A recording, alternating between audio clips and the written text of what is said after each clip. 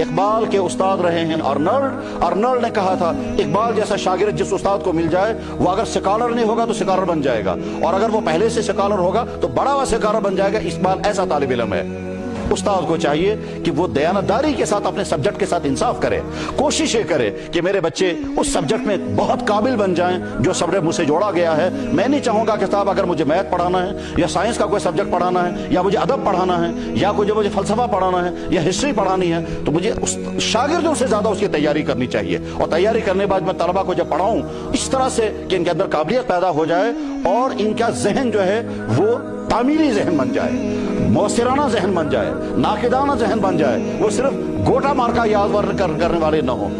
حضرات اساتذہ علمی اعتبار سے اپنے طلبہ کی صحیح تربیت کریں اور اخلاقی اعتبار سے بھی طلبہ پر نظر رکھیں تو گویا استاد نے اپنے منصب پورا کر دیا۔ اس کے بعد پھر یہی آپ کے طلبہ آپ کا بہترین سرمایہ ہوں گے۔ آپ فخر کے ساتھ کہہ سکیں گے فلاں میرا شاگرد ہے، آج وہ فلاں عہدے پر ہے، فلاں میرا شاگرد ہے، اس سے انسانوں کو یہ نفع پہنچا، فلاں میرا شاگرد ہے، آج کا فلاں یونیورسٹی میں فلاں عہدے پر پڑھا رہا ہے۔ تو آپ کے یہ طلبہ آپ کے مستقبل کی خوشیوں کا سرمایہ بنیں گے۔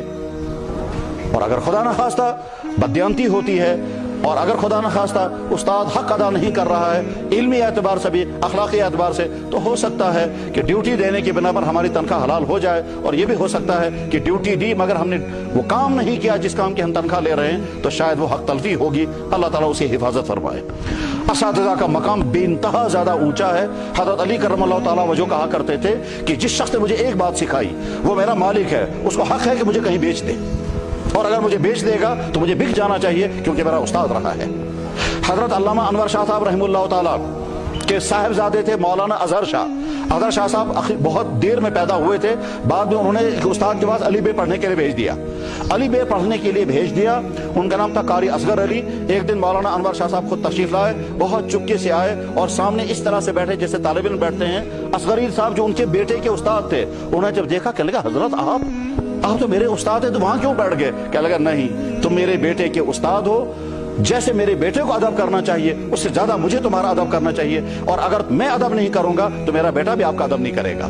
اقبال کے متعلق کہا جاتا ہے کہ جب وہ کبھی دکان پر بیٹھے ہوتے تھے سیالکوٹ میں اور دور سے مولانا میر حسن صاحب گزرتے تھے، اقبال جو ہی دیکھتے تھے وہیں جوتا چھوڑ کر ان کے پیچھے پیچھے ننگے پاؤں چلتے تھے، اور تب تک ان کے ساتھ چلتے رہتے تھے جب تک وہ نکڑ پر نہیں پہنچ جاتے تھے۔ اس کے بعد ننگے پاؤں واپس آتے تھے۔ کبھی کبھی ان سے کوئی کہتا تھا جناب یہ کون بوڑھا تھا؟ کہنے لگے یہ بوڑھا نہیں، یہ معمار اقبال ہے، اسی نے مجھے اقبال بنایا ہے، اس لیے مجھے اس کا۔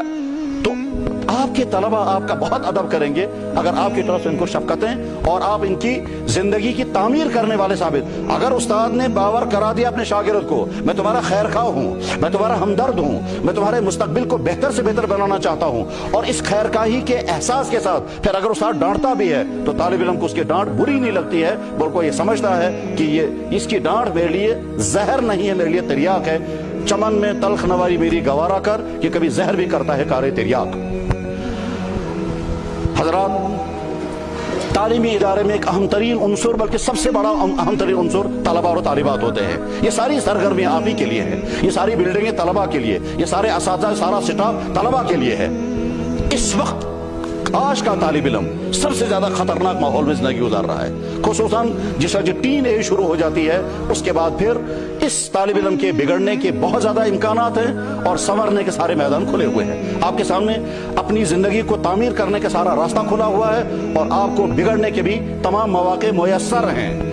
اسی طرح کے تعلیمی اداروں میں بگڑے سے بگڑے ہوئے بچے بھی نظر آتے ہیں اور یہی بہت پاک صاف بچے بھی نظر آتے ہیں۔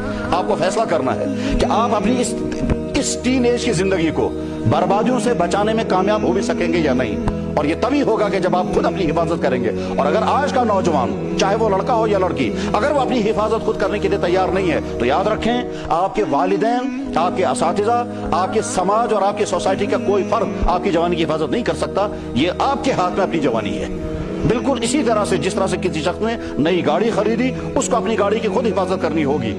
آپ کی جوانی آپ کے ہاتھوں میں ہے، آپ اس کو غلط راستے پر ڈال سکتے ہیں اور آپ اس کو غلط راستے سے بچا بھی سکتے ہیں۔ کیا ہم نہیں دیکھتے ہیں کہ طالب